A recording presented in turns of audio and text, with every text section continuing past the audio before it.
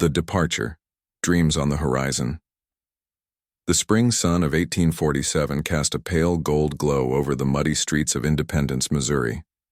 Wagons lined the edges of the main road like patient beasts of burden, their white canvas covers billowing in, the breeze stitched with care yet already stained from early rains.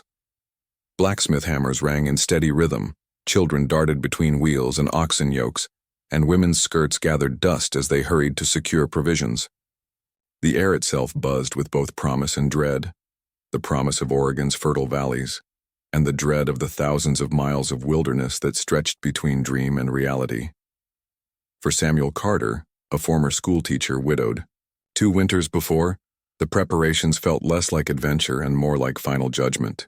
He had buried his wife Anna beneath an oak tree after a fever swept through their small farm, and with her passing came an emptiness no book nor lesson could fill. He joined the wagon train not because he craved land or fortune, but because he needed distance from the house where her laughter once echoed, from the desk where her embroidery lay unfinished, from the gravesite that tethered him to grief. The Oregon Trail to him was both escape and penance.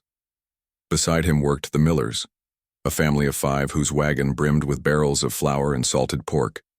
Thomas Miller, broad-shouldered and stoic, hammered shut the last crate of dried beans while his wife Margaret tended to their youngest daughter, who fussed at the sudden noise. Their eldest boy, Luke, barely 12, perched atop the wagon bench with a stick, pretending it was a rifle. "I'll keep the wolves away, Pa," he said proudly, his voice cracking with youth. Thomas smiled but said nothing. He had seen wolves before. He knew a boy's stick would not frighten hunger when it stalked the edge of firelight. Further down the camp, the war veteran Jameson Pike smoked a thin roll of tobacco, his scarred hands steady as stone. The man had marched under Zachary Taylor during the Mexican-American War, and though he rarely spoke of it, the haunted look in his eyes told its own tale. He claimed to seek Oregon's open land, but whispers among the train suggested he sought something else entirely. Silence. Silence from gunfire, from screams, from memory itself. And then there was Eliza Green, though few knew her true name. She was only 17, her hair braided and tucked beneath a plain bonnet. To the casual eye, she was a servant accompanying, an older cousin, but in truth she was a runaway, fleeing a home where her voice was ignored, her future arranged without her consent. She had slipped into the wagon train unnoticed, her presence tolerated because her hands were willing to work, and no one had the heart to turn away another soul bound for Oregon's uncertain promise. On that crisp April morning, the wagon master, a weathered man named Captain Elijah Boone, distant kin to the famous pioneer, mounted his horse and raised a calloused hand. His voice boomed across the camp. "Wagons, prepare to roll. The river waits for no one, and neither does the prairie. Oregon is ahead and she will not wait for the slow." A cheer rippled through some, nervous silence through others. Oxen were yoked, horses tightened in their reins, and wagon wheels groaned as they bit into the mud. Dust rose already, a foreshadow of the endless clouds that would mark their days. Samuel Carter walked beside his wagon, his hand brushing against the wooden frame as though steadying himself. He watched the line of people stretching forward, farmers with calloused palms, widows with hollow eyes, children clutching rag dolls, and hopeful men with maps stuffed into their pockets. The sight struck him with both awe and sorrow. Each wagon was not merely wood and canvas. It was a vessel of every fragile dream, every desperate hope, every reckless gamble of those who believed the West would answer their prayers. The first mile passed with laughter. Women sang hymns, children chased each other through the tall grass, and men spoke of the valleys where wheat grew shoulder high. By the second mile, the laughter thinned. Wheels splintered against hidden rocks. Oxen balked at uneven ground, and the sheer weight of leaving home settled like a stone in every chest. Independence, with all its noise and safety, vanished behind them, swallowed by the horizon. Ahead stretched only prairie, sky, and uncertainty. That night, as campfires dotted the plains like fallen stars, Samuel sat near the edge of the train and opened Anna's old Bible. The pages smelled faintly of smoke and pressed flowers, a reminder of her hands. He did not read. Instead, he held the book to his chest and listened to the night. Coyotes howled in the distance, their cries sharp and mournful. Somewhere nearby, a baby wailed before being hushed. And beneath it all lay the steady creak of wagons shifting in the wind as though the trail itself breathed around them. The Oregon Trail had begun, and though none of them yet knew it, the path ahead would strip them of illusions, test the very marrow of their bones, and leave behind more crosses than cabins. The endless plains, hunger and hope. The prairie stretched before them like an ocean without water, a vast rippling sea of grass that bent and whispered beneath the restless wind. To the untrained eye it was beautiful, even majestic, with skies so wide that a person felt both free and insignificant beneath them. But to the travelers, the endless plains were less a marvel and more a trial. Each mile looked like the last, and each step forward carried the weight of hundreds more to come. The second week on the trail revealed truths the settlers had not anticipated. Gone were the fresh memories of independence, the noise of markets and smithies, the taste of hot bread from ovens. Here, meals were hard biscuits softened in brackish water, coffee stretched thin, pork salted until it puckered the tongue. The sea, younger children, still too small to understand distance, asked each morning, "Are we there yet?" The older ones no longer asked. They had already learned the answer. The prairie heat was deceptive. The mornings began with a cool bite, dew clinging to the wagon covers, mothers shivering as they wrapped shawls around their shoulders. By midday, the sun pressed down like an iron lid, burning the skin and drying the mouth. Sweat turned dust into clay on their faces, and every breath felt like swallowing grit. Oxen plodded forward with heads bowed, tongues lolling, while horses snorted and pawed at the earth in search of shade that did not exist. Margaret Miller, her bonnet pulled, low to shield her eyes, fanned her youngest with a rag. The baby fussed, its cheeks flushed from heat. She whispered lullabies she barely remembered. The words cracked and dry in her throat. Her husband Thomas walked silently beside the oxen, every step measured, his jaw clenched. He had grown up tilling soil under harsh summers, yet even he looked out over the grasslands with unease. There was no relief, no tree line, no stream for miles, just the endless sway of grass, as if the earth itself mocked them with monotony. For Samuel Carter, the former schoolteacher, the prairie became a lesson in patience. He had brought books, Anna's Bible, a worn collection of Shakespeare, and a geography primer he once used in his classroom. But reading beneath the canvas cover proved nearly impossible with the wagon's constant jostle. At night, when firelight flickered, he would try only to find his eyes blurring after a page. The words no longer carried the same magic. Instead, he began to keep a small notebook, scribbling down details. The first broken axle they repaired near the Big Blue River, the child bitten by a snake but saved with a poultice, the way the sky turned violet when the sun sank low. He wrote not for posterity but for High himself, as though each entry anchored his spirit against the prairie's vast emptiness. Eliza Green, the runaway girl, discovered both burden and freedom in the plains. Burden, because her secret was harder to keep. She could not disappear into city crowds or back alleys. Here every person was noticed, every pair of hands counted on for labor. She fetched water, gathered buffalo chips for fuel, mended torn shirts. Yet in the wide silence of the prairie, no one asked about her past, and she clung to that mercy.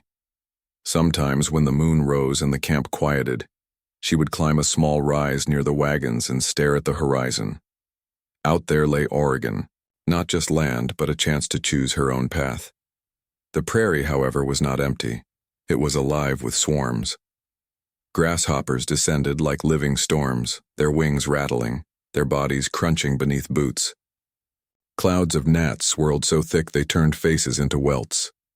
One evening, a horde of mosquitoes rose from a stagnant creek, and by dawn nearly every face in camp bore red welts, the children crying as mothers smeared mud across their arms to soothe the sting. And then came hunger. Though the wagons brimmed with flour and salted meat at the journey's start, Appetites grew faster than expected. A man swinging an axe, a woman hauling water, a child chasing oxen, all burned through rations with alarming speed.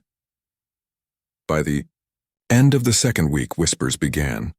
We'll have to cut portions. The flour is dwindling already. Perhaps we'll hunt buffalo soon. But buffalo were not always kind enough to appear. It was on a gray morning when fortune seemed to smile. A shout rose from the front of the train. Buffalo! To the north! The herd rolled across the plains like thunder, hundreds of dark shapes, pounding the earth, their humps swaying, their breath steaming in the cool air. The men armed themselves with muskets and rifles, some borrowed, some rusted, all eager. Thomas Miller was among them, as was Jameson Pike, the war veteran. Pike rode. Out first, his posture steady as stone. He did not waste powder on bravado. He picked a target, aimed, and fired. The shot cracked across the prairie and a bull staggered, then fell, its great body kicking up dust. Others fired wildly, most missing, their balls whistling harmlessly, into the herd. Thomas managed a lucky hit, wounding a cow that stumbled before collapsing. By dusk, they hauled back 2 carcasses, enough to feed the camp for days. That night, fires glowed bright, and for the first time in weeks, bellies were full. Children gnawed on roasted meat, grease staining their cheeks while men traded tales of bravery. Yet Samuel noticed Pike sitting alone, staring into the flames as though they were not fire but memory. Each crackle seemed to echo gunfire, each shadow a phantom. When Samuel offered him meat, Pike merely shook his head. As the prairie days bled into one another, hope became a fragile thread. Each sunrise brought weariness, but each sunset brought survival. And survival, in its own way, was a kind of victory. Mothers told stories by firelight. Fathers mended tools, children fell asleep with dust in their hair and dreams in their minds. But the prairie was not done with them. Far ahead lay swollen rivers, storms that would tear canvas from wagons, and trials no one yet imagined. For now they trudged onward, caught between hunger and hope, their eyes fixed on a horizon that never seemed to draw closer. The trials of the river crossings. By the third week, the prairie surrendered its flat monotony to a new kind of challenge. Rivers. Not trickling brooks, but wide, restless beasts that cut across the land like scars. For the emigrants, each crossing was a gamble, each decision a measure of courage against caution. To the east, the Big Blue River had been a lesson. To the west, far greater trials awaited. The Platte, the Snake, and rivers with no names on their maps, only the fear etched in the faces of those who dared them. The wagons approached the first major crossing with both relief and dread. Relief, because the sight of water meant fresh drinking supplies and cool refuge from dust. Dread, because water was never simply water on the trail. It was a test that could claim oxen, cargo, or lives in a matter of moments. Samuel Carter paused at the riverbank, his boots sinking into soft mud. The water swirled dark and fast, swollen from spring rains, tugging at branches caught in its current. He recalled stories he had read to his pupils, of pioneers swept downstream, of children vanishing beneath waves while parents screamed their names. He closed his eyes briefly, fingers tightening around the strap of his satchel, and prayed silently. Captain Elijah Boone rode along the edge, studying the current. His weather-beaten face betrayed no fear, only calculation. "The ford's deeper than I like," he muttered, loud enough for those nearby to hear. "But the farther down we go, the worse the mud gets. Here's our best chance." The emigrants gathered, murmuring among themselves. Some wanted to wait, to let the waters fall. Others argued they had no time. Every day lost here meant harsher, mountains ahead. It was Margaret Miller who whispered to her husband, "What if the oxen can't pull through?" Her eyes were wide, her baby pressed against her chest. Thomas squeezed her hand, but his voice carried no reassurance. "We'll have to make them." Preparation began at once. Men cut branches to strengthen wagon wheels. Women secured sacks of flour and crates of tools beneath canvas, praying the tar would keep them dry. Children were told to sit quietly atop wagon benches, though most trembled as they watched the roaring water. Jameson Pike, the war veteran, volunteered to ride across first. "If the current can't take me and my horse, the wagons stand a chance," he said, his tone as flat as stone. He spurred his mare forward, hooves splashing into the river. For a moment the horse faltered, the current tugging sideways. Pike leaned low, gripping reins tight, guiding her steadily until, with a final lunge, they clambered onto the far bank. A cheer erupted behind him. Yet Pike did not raise his hand in victory. He only turned the horse back to watch the others. The first wagon entered with 2 oxen straining against the yoke. Water surged up to their bellies, then their chests. The wagon tilted as wheels sank into unseen holes. Shouts rose. "Heave! Drive them forward!" While men pushed from behind, boots slipping on slick stones. Somehow the wagon lurched, through dripping but intact, greeted by cheers on the opposite side. But fortune does not always favor the desperate. By the 4th wagon, disaster struck. A wheel caught on a submerged log, halting the team midstream. The oxen bawled, thrashing as the current pressed harder. The wagon bed tipped, canvas sagging as water poured inside. A child's scream cut through the air, one of the Miller children, clutching the bench as the wagon lurched sideways. Margaret's voice cracked into a sob. "Luke!" Samuel Carter threw himself forward before thinking, wading waist-deep into the torrent. The chill bit into his flesh like knives, but he pressed on, reaching the wagon just as it tilted dangerously. He shoved against the side, shouting to the boy, "Hold on! Don't let go!" Others joined him. Thomas Miller, face grim with terror, and 2 farmers splashing in with ropes. With a heave and a shouted prayer, they freed the wheel. The oxen staggered, bellowing, then lurched forward. The wagon broke loose, wobbling to the far bank with water streaming from every seam. Luke clung to his mother, coughing, his cheeks pale but alive. Margaret wept openly, clutching all 3 of her children to her chest. Samuel staggered out of the river, his notebook soaked beyond saving, but his heart hammering with something fiercer than fear, a reminder of why they endured, because to stop was death, and to move forward was hope, however fragile. Not all were as lucky. One family's wagon tipped completely, spilling barrels and bedding into the current. Oxen, panicked, broke loose and swam wildly downstream. A crate cracked open against a rock, scattering flour like pale smoke across the water. The father dove after it, but the current snatched him. Shouts rose, ropes thrown, but he vanished beneath the churn, his hat the last thing seen before the river swallowed him whole. His wife's screams echoed long after the crossing was finished. That night, the camp was quieter than usual. Fires burned low, men staring into flames without speaking, women rocking children who could not sleep. The widow sat alone, her face hollow, her hands still clutching the baby who no longer had a father. Even the wind seemed subdued, whispering, through grass like mourning. Samuel sat near the edge of the camp, his clothes stiff with dried mud, and opened Anna's Bible again. The ink bled from water, the pages warped, yet he traced the verses with his finger. He thought of the man swallowed by the river, of the countless others who had set out on this same trail and never reached its end. The Oregon dream felt both. Nearer and impossibly far, a land bought not only with toil but with graves. The river had let most of them through, but at a price, and ahead lay more, always more. The mountains, where dreams shatter.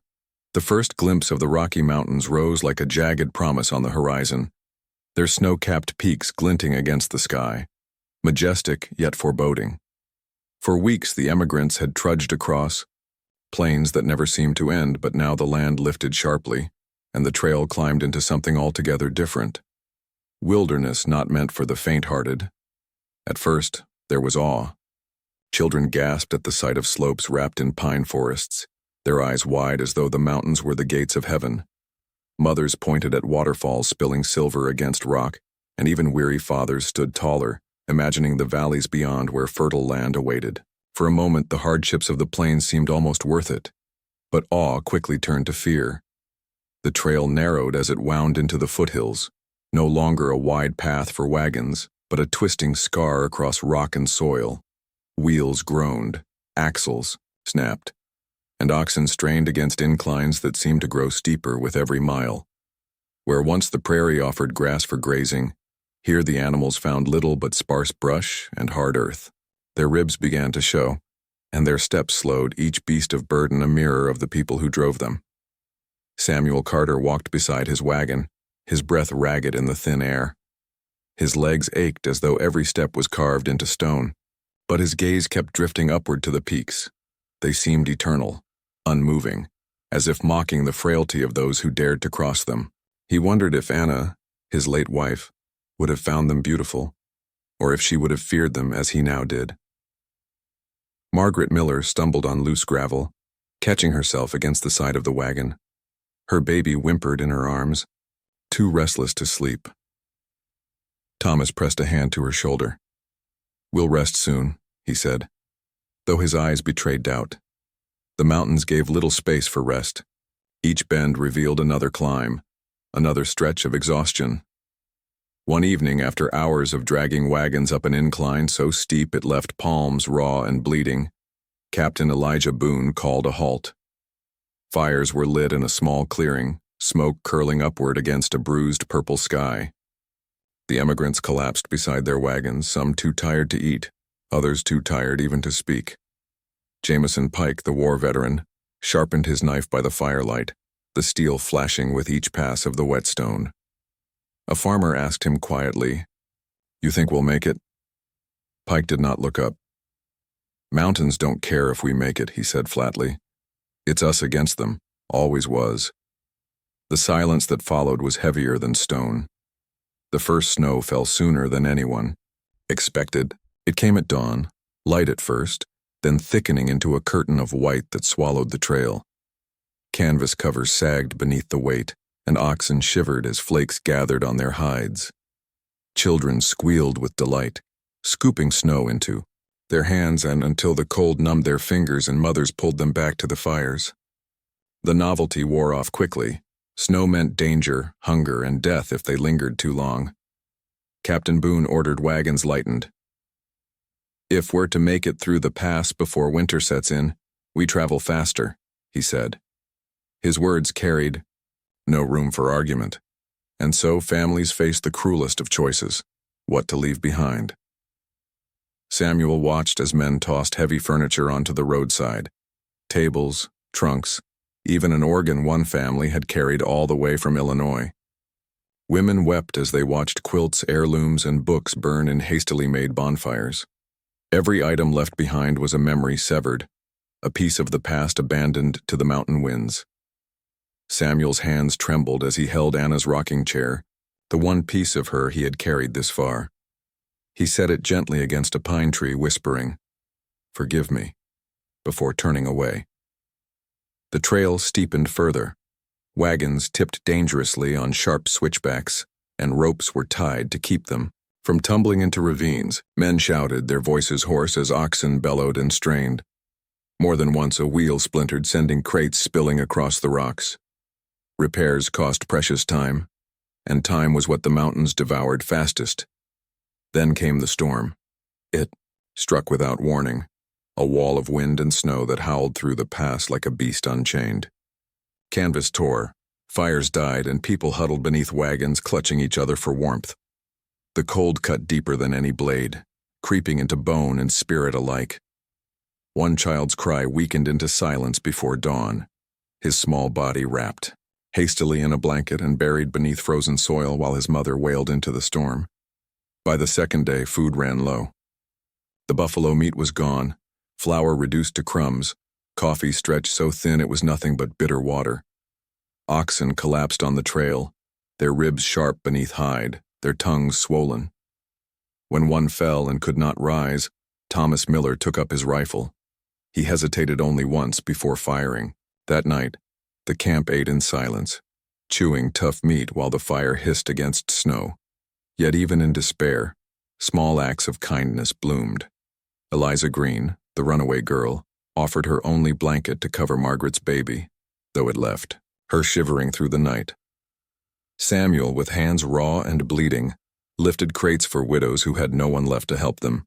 These small mercies became their only warmth against the mountain's indifference.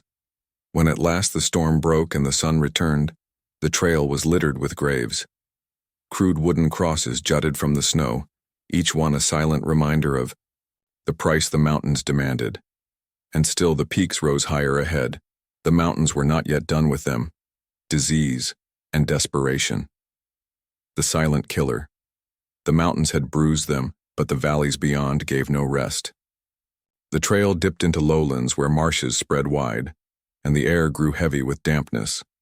At first, the emigrants welcomed the flatter ground, the relief of no longer climbing, the chance to let wagons roll more easily. Yet soon, whispers began to spread, and fear crept in like a shadow none could shake. It began with a cough. One of the children from a neighboring wagon, a freckled boy of 8 with a laugh as loud as a bird's song, grew pale and weak. His mother pressed a hand to his forehead, whispering that it was just fatigue. But by morning he was doubled over, his body racked with spasms, his lips cracked and dry. The word passed quickly through camp. Cholera.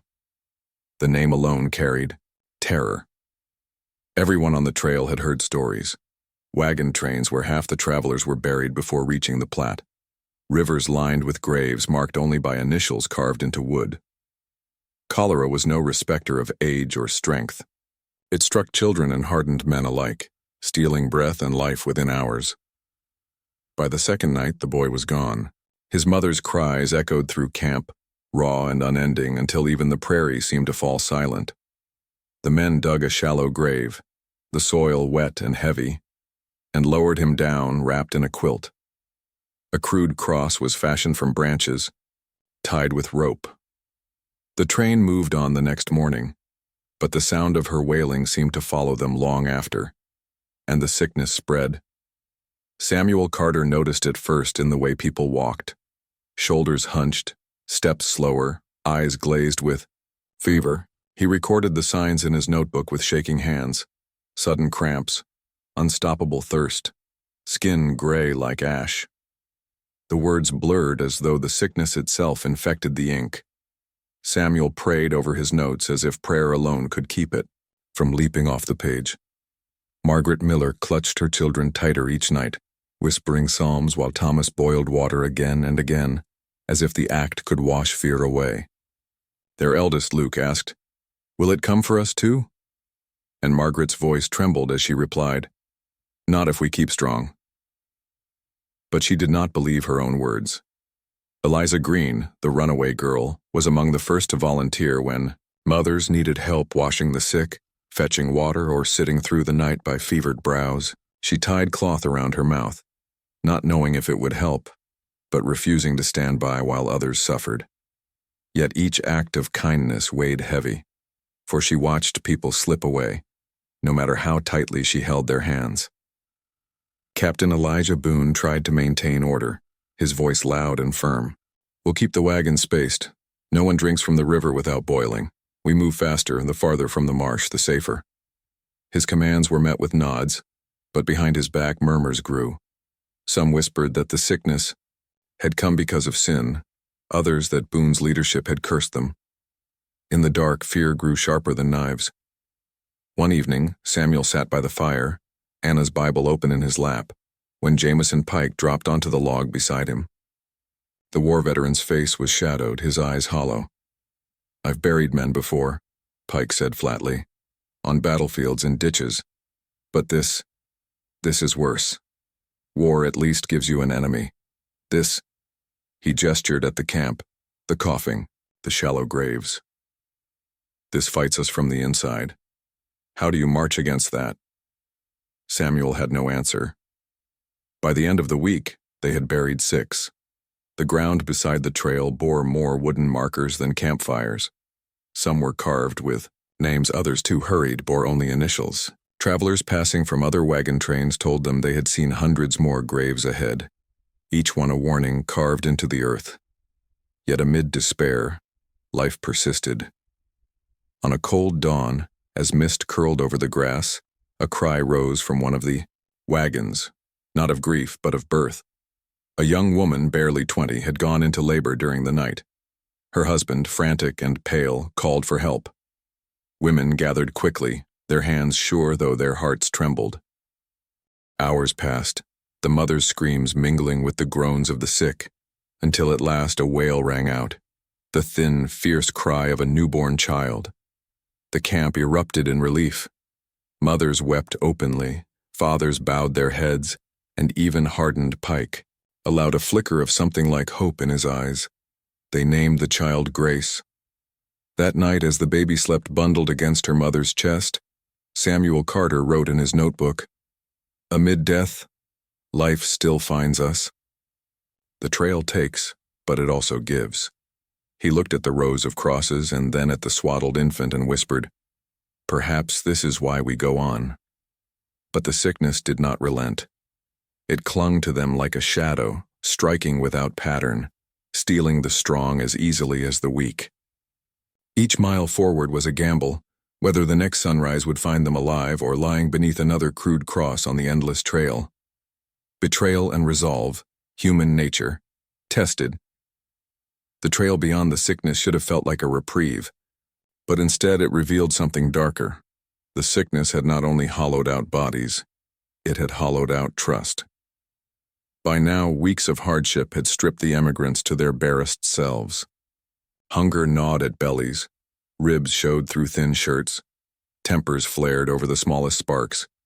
Every step westward carried the weight of those left buried behind. The Oregon dream still pulled them forward, but survival pressed harder, nearer, demanding sacrifices no one had imagined when they set out from independence. It began with whispers. One morning, Margaret Miller opened the family's flour barrel and froze. The sack inside, carefully tied the night before, had been slashed, open. A quarter of its contents, precious white dust that meant bread for weeks, was gone. She let out a cry that drew Thomas and others to the wagon. "It was full when I checked it," she insisted, her hands trembling. "Someone's taken from us." Thomas clenched his fists, his face red with fury. "Who'd dare?" Voices rose. Some swore it must have been a mistake, that rats or the jostle of the wagon had spilled it. But Margaret shook her head fiercely. "This was cut. I know it." Eyes turned toward the neighboring wagons. Trust frayed like old rope. That night, Samuel Carter noticed shadows moving near the supply wagons. He followed quietly, his breath low, and saw two men crouched at the miller's barrel. Not rats, not accident, but hands rifling through the sacks. Samuel stepped into the firelight. "Enough," he said, his voice low but sharp. The men froze. One, a gaunt farmer whose wife had died of cholera, looked at Samuel with hollow eyes. "My children are starving," he whispered. "I had no choice." "Choice?" Samuel's voice broke. "We all have children starving. We all bury our dead. You steal from them, and tomorrow someone else will steal from you. That is no choice. It's the end of us all." The noise woke others. Captain Boone strode forward, his face hard as flint. "Caught red-handed," he growled. He looked to the group. "You know the punishment." The emigrants knew. On the trail, theft was near unforgivable. To steal food was to steal life. The crowd murmured, some demanding exile, others a whipping. The gaunt farmer fell to his knees, begging. His children clutched his sleeves, crying out, "Please don't take him from us." The camp split in two, those who wanted justice and those who could not stomach cruelty. Jameson Pike broke the silence. Exile him and his children die. Punish him too harshly, and we're no better than the hunger we fight. His scarred face was unreadable, but his voice carried weight. We share what we can spare, or we tear each other apart before the mountains do it for us. After a long pause, Captain Boone relented. The farmer was made to return what was stolen, his name marked in shame, but no exile was given. Still, the damage was done. Every campfire afterward burned with quieter voices, each person watching their neighbor with suspicion. Then came the storm, not of snow, but of rain. The skies split open for 3 days straight. turning the trail into a river of mud. Wagons sank to their hubs, oxen bawled in panic, and every step became a battle. Tents collapsed under the weight of water, soaking blankets, clothing, and powder. Hunger deepened as hunting was near impossible in the downpour. It was during the storm that the betrayal cut deepest. One morning the camp awoke to find a wagon gone. Not broken, not abandoned, stolen. Tracks led away from the train, vanishing, into the rain-washed hills.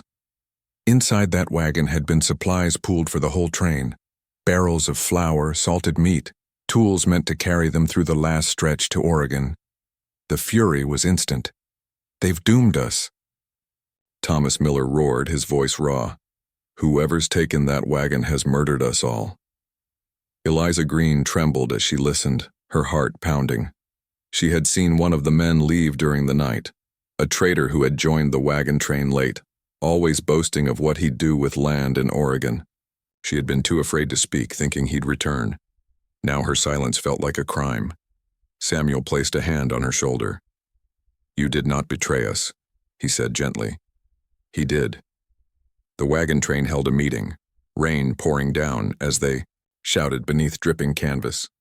Some demanded pursuit, others argued they would lose more lives chasing shadows. Captain Boone's voice thundered over them all. "We move on.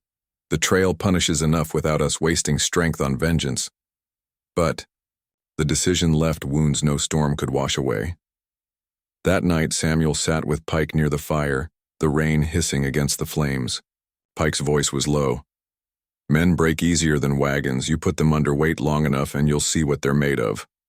He spat into the mud. Some bend, some hold, some snap clean in two. Samuel looked at the weary faces around him. Margaret clutching her children, Thomas staring into the rain with clenched fists, Eliza curled beneath a sodden blanket. He wondered which of them would bend and which might yet snap. But as dawn broke, a strange thing happened. Despite the betrayal, despite the storm, the emigrants gathered their wagons, lashed oxen to mud-soaked wheels, and heaved forward together. Men pushed while women pulled, children carried bundles, and voices rose in exhausted unison. The stolen wagon had crippled them, but it had not killed them. If anything, the loss lit a fire in those who remained.